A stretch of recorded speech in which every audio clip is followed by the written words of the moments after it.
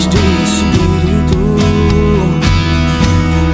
bem-aventurados aqueles que choram,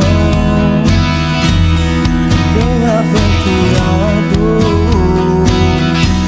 aqueles que são mansos,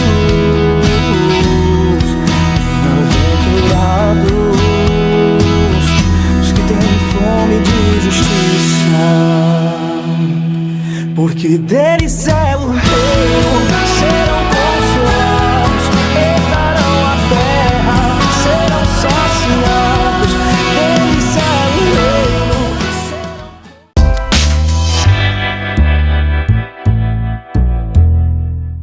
Queridos, o título dessa mensagem é Deus versus dinheiro. E eu quero te convidar a ler comigo Mateus 6, versículos 19 a 24. Mateus 6, do 19 ao 24, diz assim: Não acumulem tesouros sobre a terra, onde as traças e a ferrugem corroem, e onde ladrões escavam e roubam. Mas ajuntem tesouros no céu, onde as traças e a ferrugem não corroem, e onde ladrões não escavam nem roubam. Porque onde estiver o seu tesouro, aí estará também o seu coração. Os olhos são a lâmpada do corpo. Se os olhos forem bons, todo o seu corpo será cheio de luz. Se, porém, os seus olhos forem maus, todo o seu corpo estará em trevas. Portanto, se a luz que existe em vocês são trevas, que grandes trevas serão. Ninguém pode servir a dois senhores, porque ou irá odiar um e amar o outro, ou irá se dedicar a um e desprezar o outro. Vocês não podem servir a Deus e às riquezas. Amém. Queridos, nós seguimos com a série de exposições bíblicas intitulada Discipulado, e essa baseada no Sermão do Monte. E depois de nós termos um correto entendimento de como praticar as obras de justiça, que são elas a piedade, a oração e o jejum, que tudo precisa ser feito entre nós e Deus, e não para plateias, não para agradarmos plateias, não para sermos vistos pelas pessoas. Então agora Jesus, ele discorre que os seus seguidores, eles não apenas evitem a hipocrisia no dever religioso, mas que eles compreendam aspectos de sua vida e de que todos os seus atos, eles devem ser praticados de acordo com as perspectivas do reino. Jesus, ele traz à tona duas perspectivas do reino que elas são gerais, porém abrangentes. A primeira é a lealdade inabalável aos valores do reino. E a segunda é a confiança irrestrita em Deus. E hoje nós nos concentraremos na primeira, já que a segunda é pauta para a próxima mensagem. E Jesus aqui, ele nos apresenta a possibilidade de dois tesouros. E onde nós vamos ajuntá-los? De dois olhares. Onde nós vamos fixar os olhos? E de dois senhores. E a questão é, a quem vamos servir? E no final das contas, tudo isso está falando da mesma coisa. E a pergunta que eu me fiz e te faço é, qual é a nossa realidade frente a essas dualidades? É verdade ou não que um acréscimo de 50 mil reais no seu salário resolveria todos os seus problemas? Bom, se você diz que sim, talvez isso esteja mostrando onde está o seu coração. Se os seus problemas todos, eles são coisas que se resolvem com dinheiro, talvez o seu coração esteja em tesouros terrenos, mais do que você imagina. Assim como a espiritualidade, ela pode ser usada de forma utilitarista e mercantilista, o acúmulo de bens materiais, ele pode ser usado para justificar um tipo de espiritualidade que, na maioria dos casos, ele não tem relação nenhuma com os ensinos de Jesus. A gente, muitas vezes, se depara com tantos absurdos nos nossos dias na internet. Outro dia me mandaram um vídeo dizendo assim, uma prova que Deus não está com você é que você está quebrado, não tem dinheiro. Eu falei, misericórdia, da onde que tirou um negócio desse? Então, se for assim, eu estou perdido. Eu acho que muitos da gente que estão aqui estão perdidos. E os homens bíblicos, eles também estavam perdidos na sua grande maioria. O que tem a ver uma coisa com a outra? A vida do discípulo, ela só se sustenta enquanto não houver obstáculo algum entre ele e Cristo. Nem a lei, nem a piedade, nem o mundo. O discípulo, ele sempre vê somente a Cristo. Ele não vê Cristo e a lei, Cristo e a piedade, Cristo e o mundo. Ele não se perde nessas reflexões, ao contrário, em tudo ele procura seguir somente a Cristo. Seu olhar está fixado totalmente na luz que vem de Cristo. Luz essa que não tem escuridão nem ambiguidade. Assim como o olhar ele deve ter clareza, ser puro, voltado em uma só direção, para que o corpo continue na luz, assim como o pé e a mão não devem receber luz de outra parte senão dos olhos, assim como o pé tropeça e a mão erra quando os olhos se embaçam, assim como todo o corpo está na escuridão quando se apaga a luz dos olhos, assim também é com o discípulo, que ele só permanece na luz enquanto ele olha unicamente para Jesus e para nada mais. Se a gente mudar o foco do nosso olhar, nós tropeçamos, nós caímos. Portanto, o coração do discípulo, ele deve se orientar somente para Cristo, uma vez que o olho, ele é equivalente ao coração nas Escrituras. Então, muitas vezes que nós nos deparamos com falas que estão dizendo do olhar, está se referindo ao coração. Você já experimentou, por exemplo, andar aí que nem um tapado com o celular no meio da rua? A gente corre um risco de tropeçar e de cair. Tem vários vídeos de acidentes de pessoas que estão olhando para um celular. Inclusive, teve um bem trágico lá perto da casa dos meus pais, que um ônibus, ele acabou atropelando e foi um acidente fatal, porque a pessoa foi atravessar a rua olhando o celular. E essa é a loucura do nosso tempo. Se você está lá numa bicicleta e você pegar o seu celular e começar a olhar, é perigoso você cair. Nossa, é tão perigoso isso, né? Só que muitas vezes a gente está no carro e também está com o celular. Então, a gente está dividindo a nossa atenção. Então, com esse exemplo que eu estou dando acerca do olhar, muitas vezes nós dividimos a atenção do nosso coração, olhando para Cristo e olhando para outra coisa. Olhando para Cristo e olhando para as luzes que o mundo traz à tona, e que muitas vezes essas luzes são luzes de escuridão, são trevas. O nosso olhar, ele tende a vacilar quando a gente divide a nossa atenção, totalmente. Se o olho enxergar outra coisa além do real, o corpo todo é enganado. Se o coração se apegar à ilusão do mundo, a criatura em vez de ao Criador, o discípulo estará perdido. A luz do corpo são os olhos, e a luz do discípulo é o coração. Se os olhos estão embaçados, ele não consegue ter clareza no que enxerga, então todo o corpo estará na escuridão. E estando o corpo na escuridão, o coração é escuridão, e que grandes trevas haverá no interior desse discípulo. E hoje em dia, são tantos as distrações que fazem com que o nosso olhar fique dividido.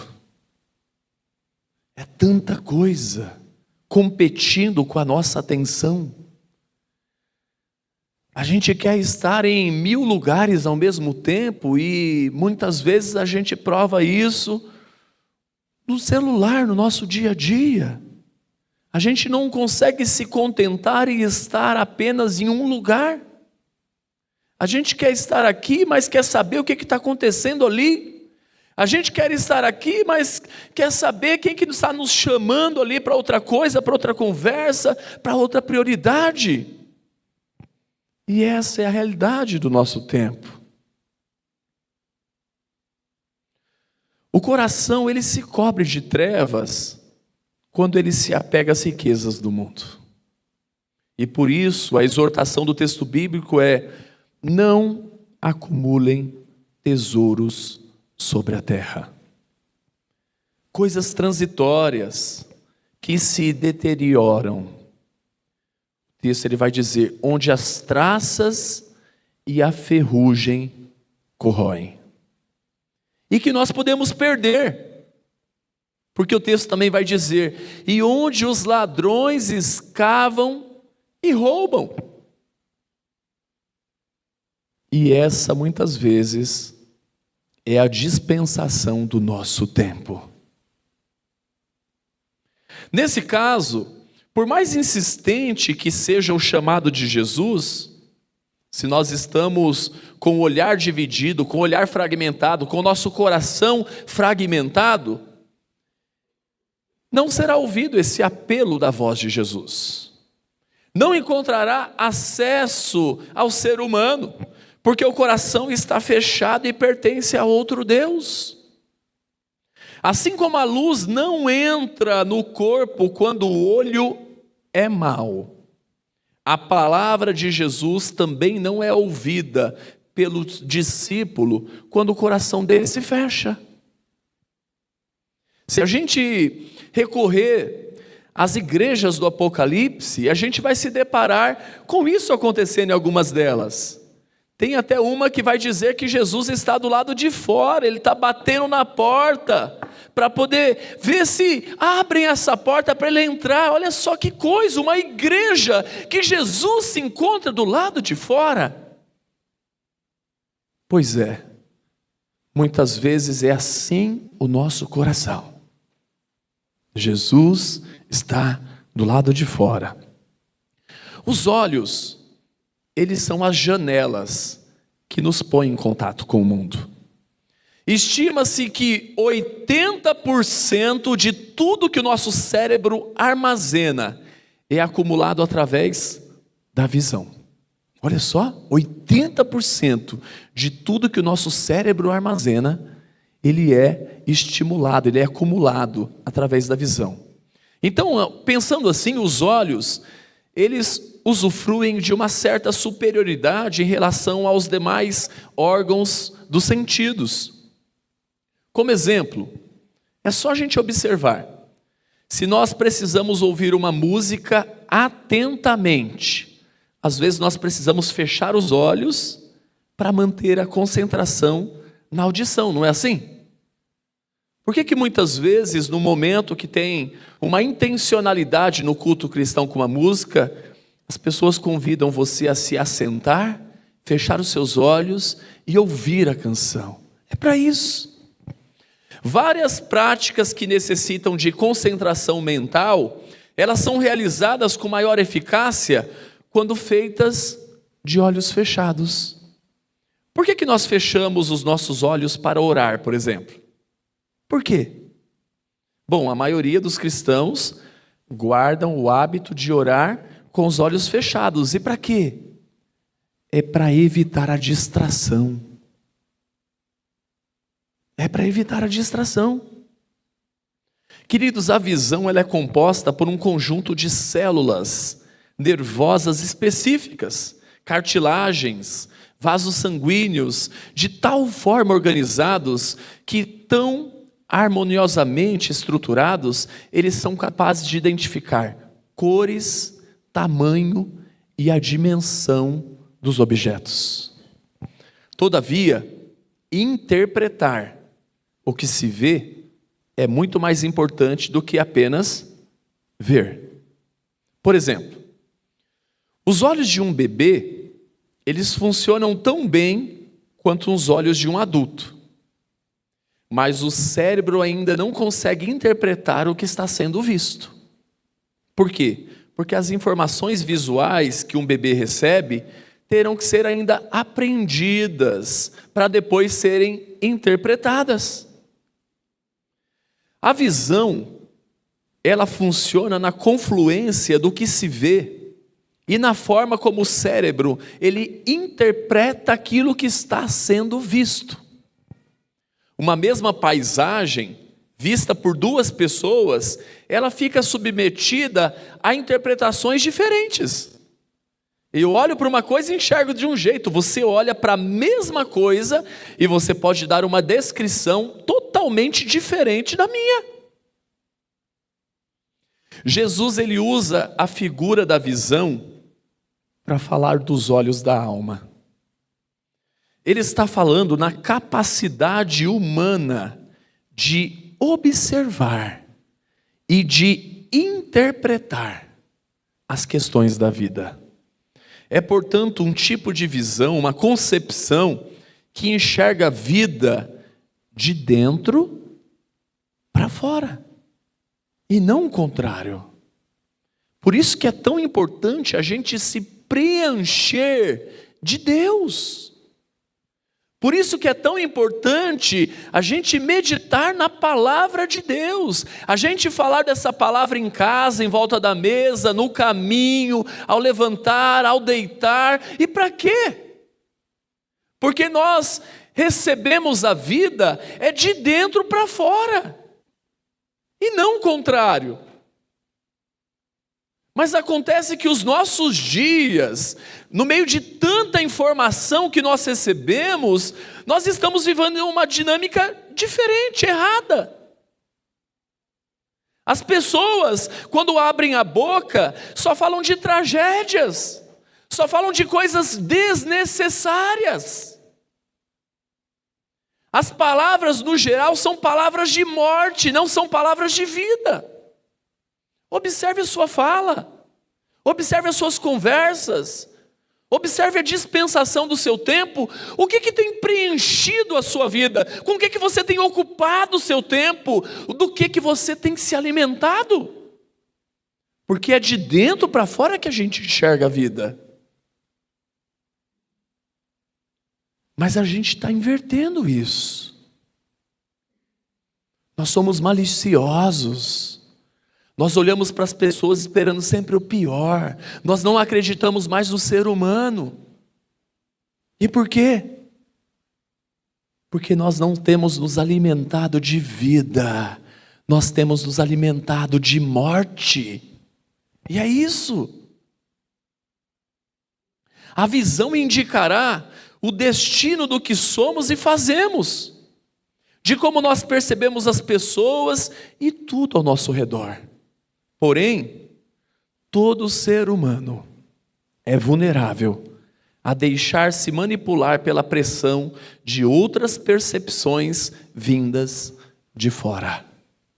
Assim, algumas atitudes e práticas, boas ou más, elas vão sendo elaboradas tendo como ponto de partida a pressão que vem, por exemplo, da família, da igreja, enfim, da sociedade de um modo geral.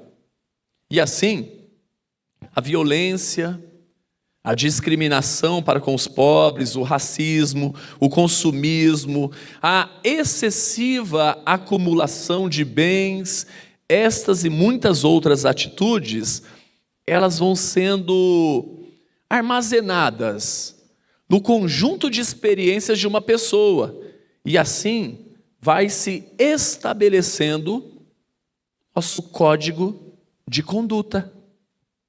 Desse modo, muitas das suas atitudes são resultantes de pressões que você mesmo nunca estabeleceu para si. Mas por conta do jeito que se vive a grande maioria, você decide involuntariamente seguir o modelo. Quem disse que você precisa daquilo que você julga que precisa? Quem disse que você precisa ter aquilo que você está triste porque você não tem?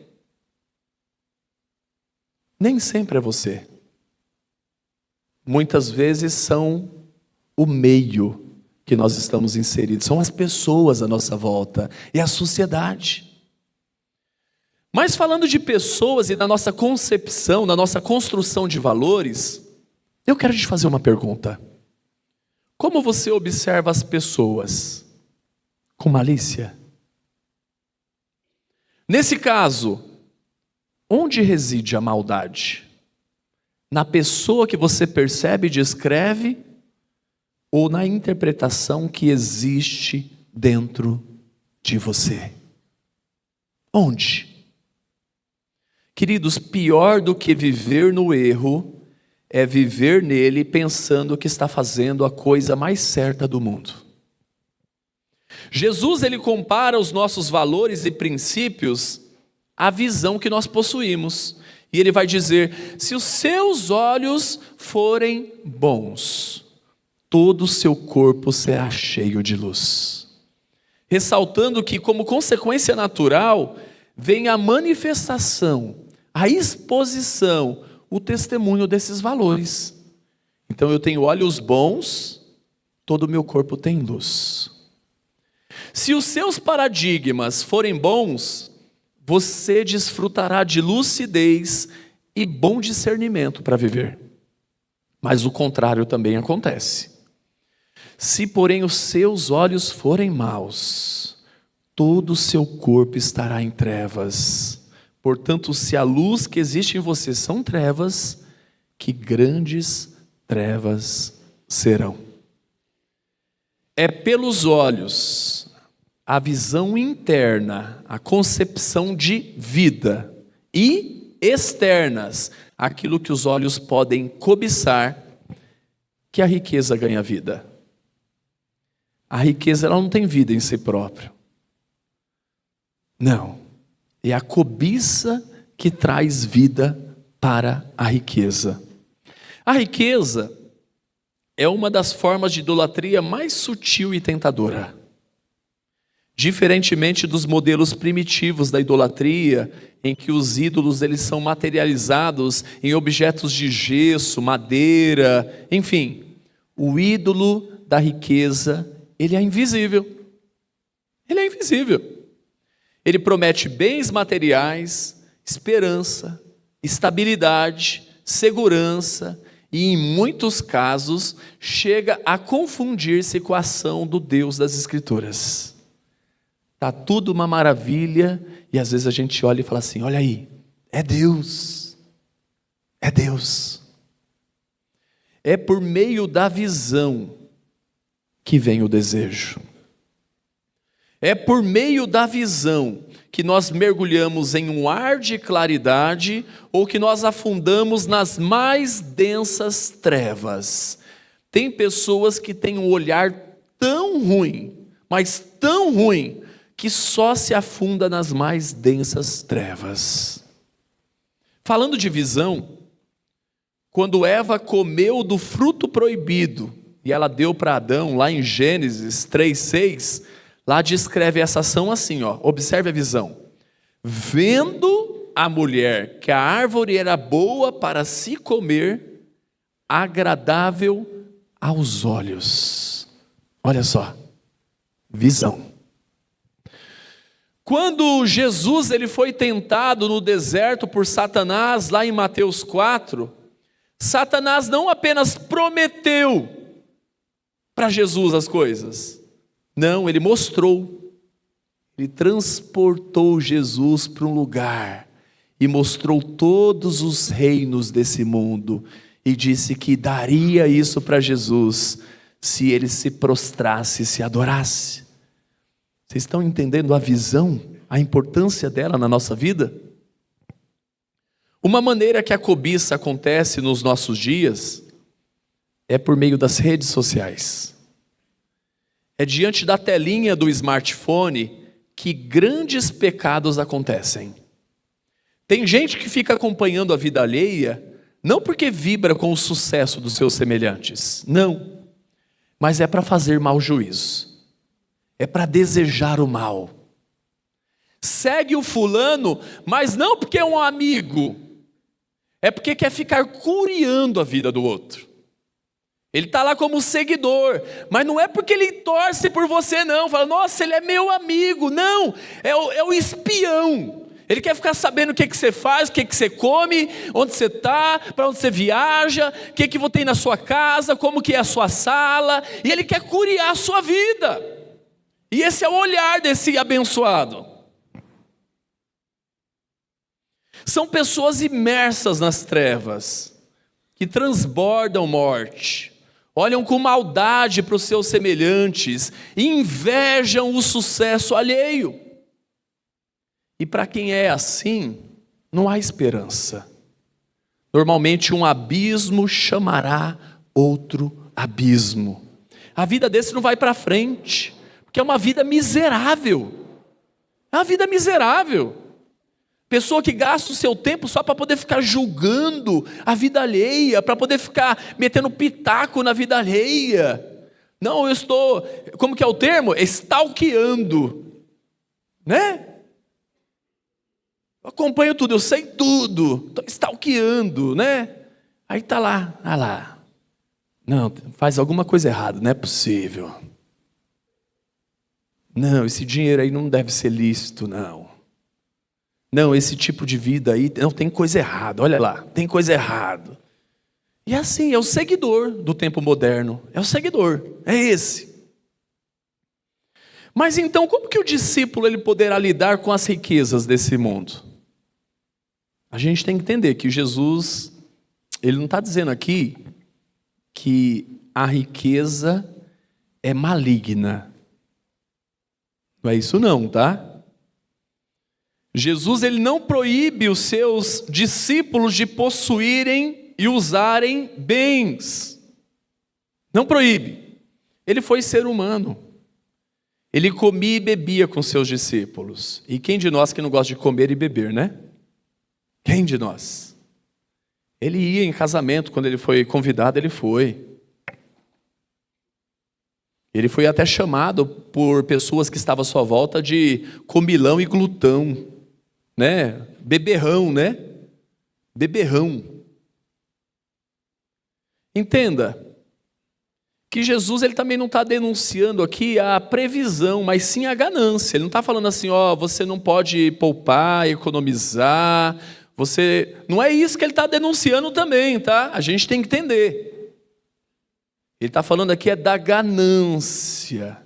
Nenhuma das outras coisas ele vai chamar de Deus, mas o dinheiro, a riqueza, ele chega e chama de Deus. Aparece, dependendo da versão bíblica, como mamon. Ninguém pode servir a dois senhores, a Deus e a mamon.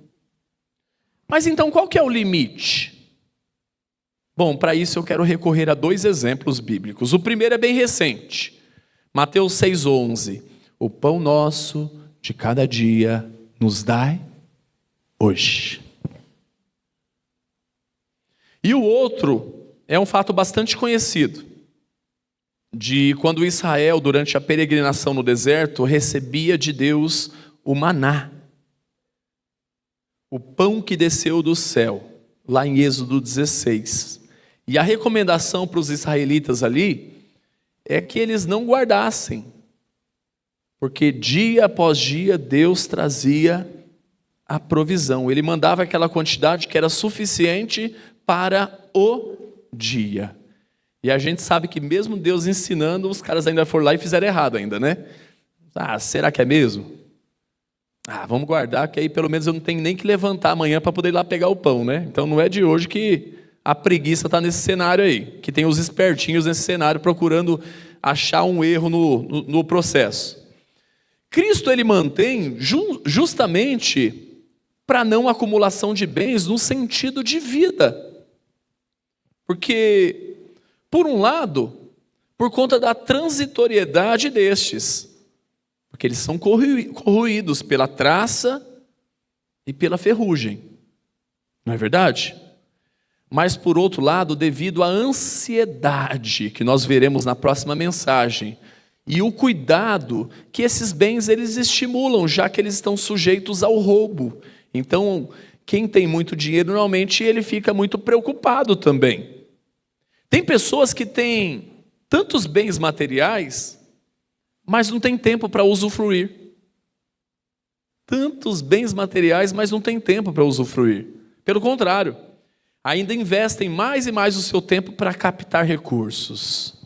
E com isso, muitas vezes vivem dentro de jaulas, presos por muitas grades, alarmes, câmeras, carros blindados, seguranças, enfim.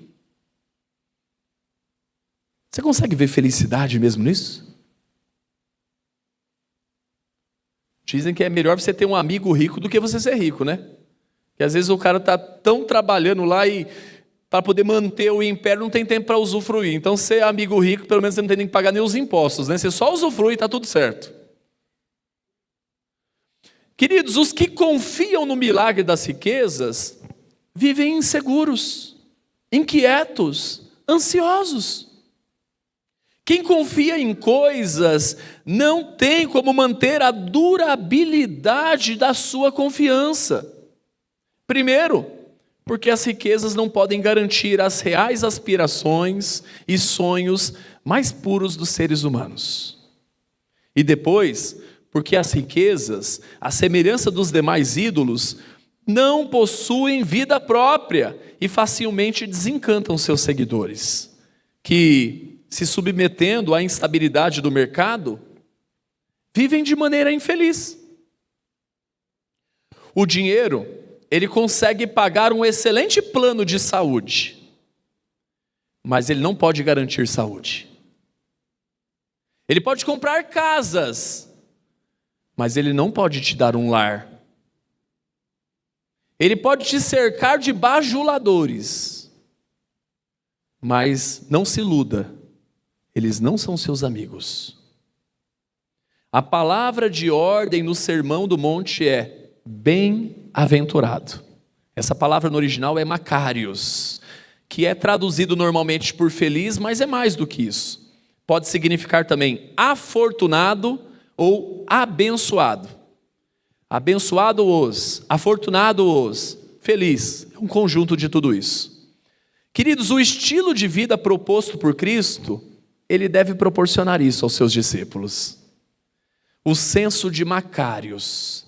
Mas para tal, é necessário haver uma entrega genuína e verdadeira, de vida, e disposição de seguir os passos daquele que vai na frente, que é Cristo Jesus. Martinho Lutero, ele disse: 3 conversões são necessárias: a do coração, a da mente e a da bolsa. A última é muito mais difícil. O tanto de gente que não chegou ali ainda não está escrito. Onde você está? O coração já é de Cristo? A mente já é de Cristo? Mas e o bolso? A carteira? Também já é de Cristo? Quem tem a riqueza como ídolo não consegue olhar as pessoas como gente, mas tão somente como objeto de sacrifício ao ídolo. A família para esses é vista não como uma comunidade de amor, mas nela cada membro é um trabalhador com potencial de possibilitar mais ganhos materiais. Não, eu estou investindo nos meus filhos, porque amanhã ou depois é ele que vai trabalhar e que vai trazer a riqueza. Eu quero só administrar. Eu estou investindo no talento dele. Para quê? Não, porque ele vai trazer recursos depois. Vai nessa. Vai nessa. Sei que não se prepara para a velhice, não.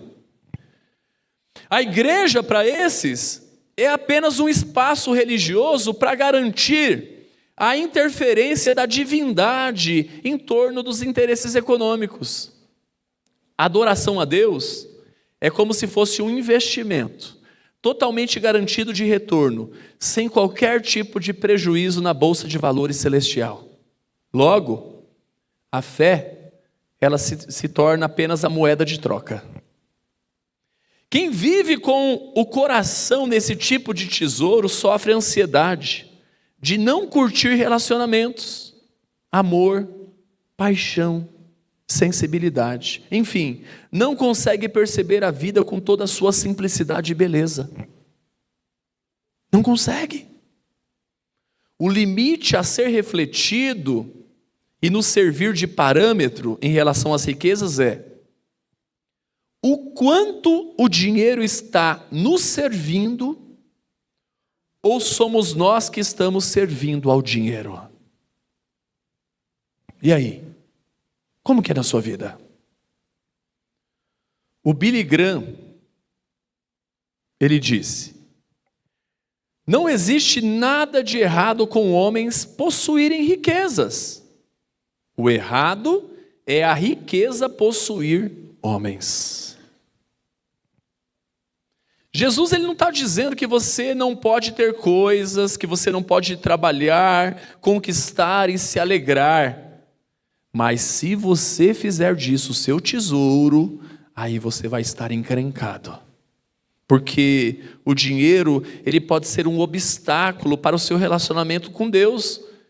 Porque Jesus disse assim: porque onde estiver o seu tesouro, aí estará também o seu coração.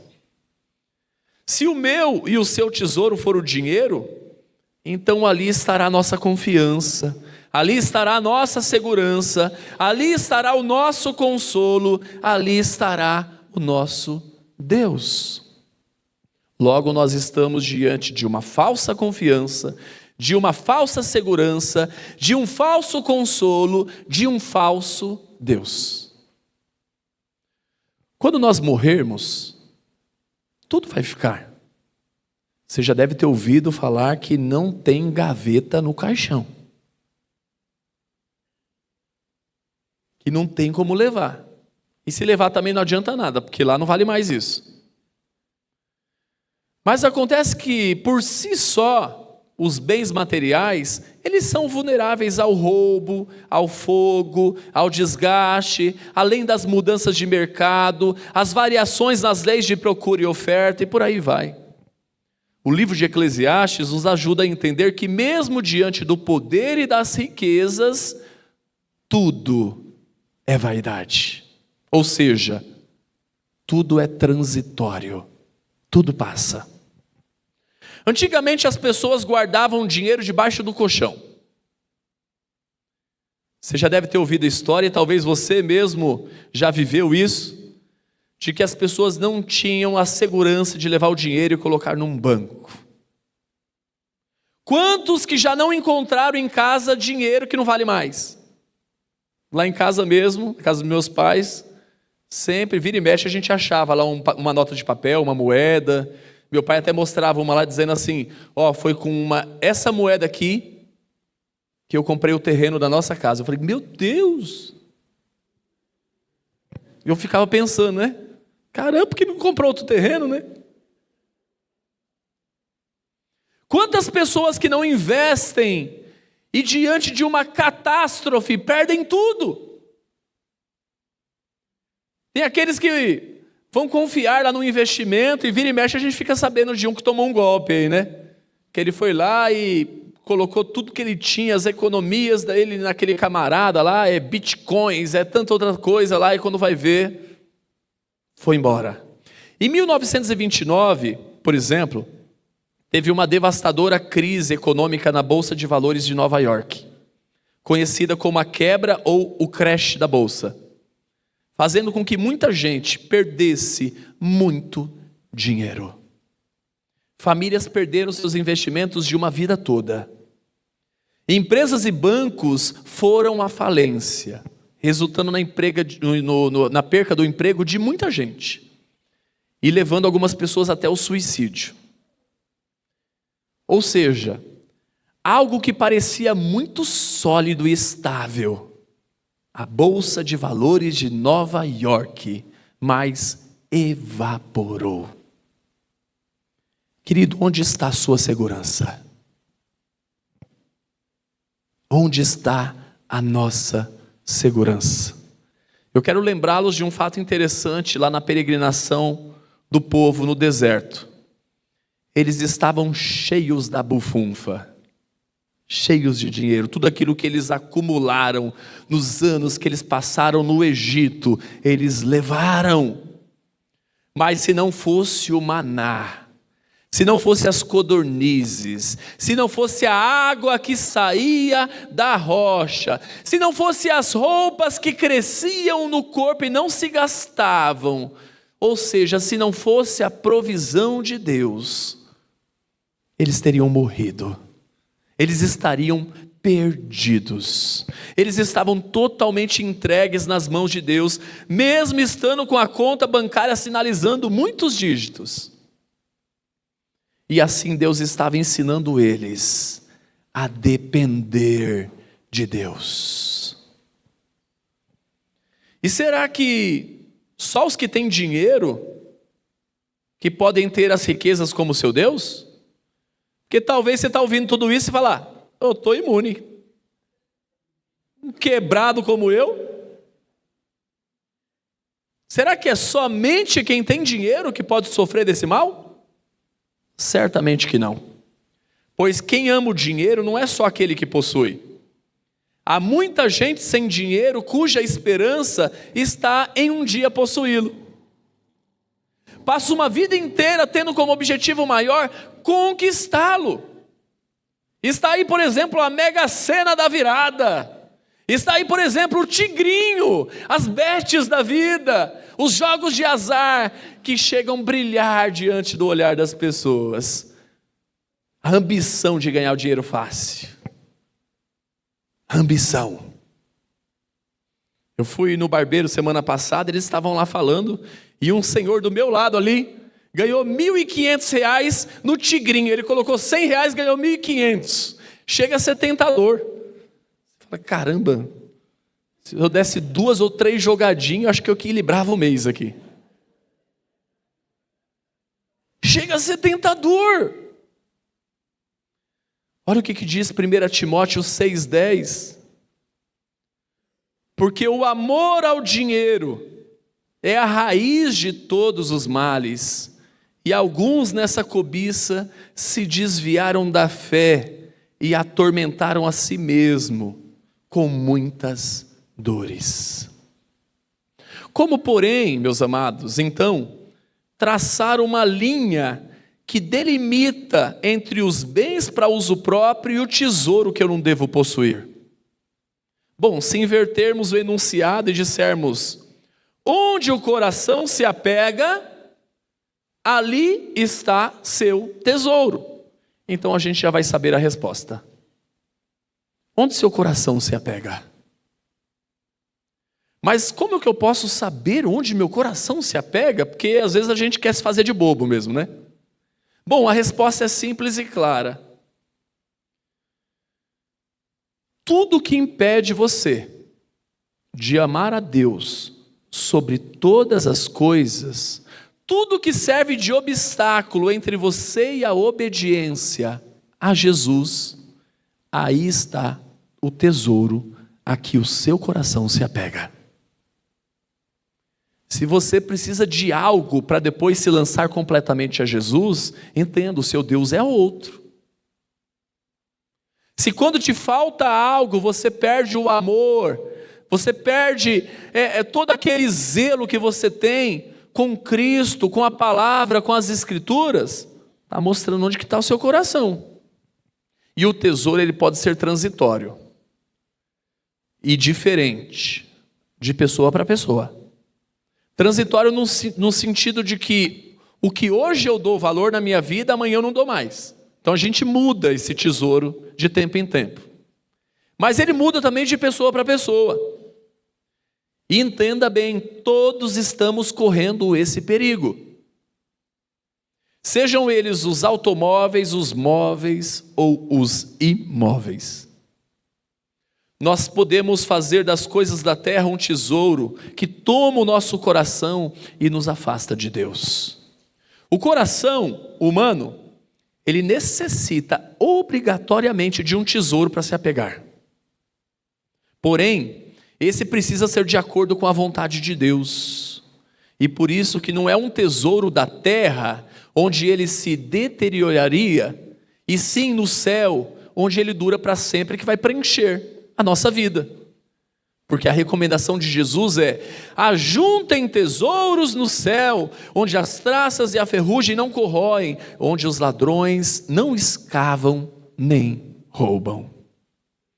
O Tim Keller disse: você só é verdadeiramente rico se Jesus for o seu tesouro, pois ele é a única riqueza que jamais desvaloriza. Se o discípulo ele dedicar seu coração totalmente a Deus, ficará claro que não poderá servir a dois senhores, Deus e o mundo. Deus e as riquezas são opostos entre si, porque o mundo e as riquezas querem conquistar o nosso coração, e só se revelam depois que eles alcançam aquilo que eles pretendiam. Jesus, Deus, ele existe independentemente de nós. Se o homem não adorar, o que diz lá Lucas 19:40 é que as pedras, elas podem aclamar e adorá-lo. Totalmente diferente do mundo e das riquezas, que sem o nosso coração nada são. Por quê? Porque se alimenta do nosso coração. Muitos de nós, quase todos os dias, fazemos um grande esforço para encontrar um meio termo, um equilíbrio nessa área. Quando surgem duas vagas de emprego, por exemplo, duas vagas de emprego está diante de você. O fator decisivo na hora de optar por uma delas normalmente é o salário. Ou será que a gente olha para aquela vaga de emprego e diz: não, aqui tem uma oportunidade melhor de servir a Deus, de testemunhar o nome de Deus? É isso que faz a gente escolher, decidir? Muitos compram coisas não por necessidade, mas para se igualar aos amigos, aos círculos de convívio. Pô, se eu moro nesse bairro, se eu moro nesse condomínio, então eu tenho que ter isso, assim tem que ser meu estilo de vida. Quem falou? Pô, se meu filho estuda nessa escola, então tem que ser assim a minha vida. Quem falou isso para você? Richard Foster, ele disse: o dinheiro se torna um problema que consome e domina toda a vida. É um Deus que exige devoção total. Entenda, querido, só podemos dar o nosso coração a um desses senhores em devoção total, porque eles são opostos entre si. O que impedir a nossa devoção a Deus deve ser desprezado, porque há somente dois sentimentos em relação a Deus: devoção ou desprezo. Se não amarmos a Deus, o desprezaremos. Não existe meio termo. E entenda também, tá? Ele não divide glória com ninguém. Então, se ele chama a riqueza de um Deus, não tem como você servir a dois senhores. Eu volto a perguntar novamente: você tem o dinheiro ou o dinheiro te tem? É algo que a gente deve falar para nós mesmos. Você quer ter o dinheiro? Ou será que você tendo o dinheiro vai te ter? Você serve a Deus? Você ama a Deus? Você é de fato devoto a Deus? Não é possível amar a Deus do nosso próprio jeito, Porque quando nós usamos essa expressão do nosso jeito, nós estamos dizendo com isso que não necessariamente o fazemos do jeito certo, é só do nosso jeito. O jeito correto, ele está em Deuteronômio 6:5. Portanto, ame o Senhor, seu Deus, de todo o seu coração, de toda a sua alma e com toda a sua força. Esse é o único jeito possível. Jesus, ele orienta os seus discípulos a confiarem exclusivamente em Deus. Somente Ele como fonte do nosso serviço, amor e devoção. Ou somos monoteístas, tendo o Senhor como nosso Deus, ou somos idólatras, porque não tem meio termo. Em cima do muro, nós seremos apenas simpatizantes do cristianismo, nunca discípulos de Jesus. Jesus Cristo ou dinheiro? Jesus Cristo ou as riquezas? Façamos a nossa escolha. Feche seus olhos.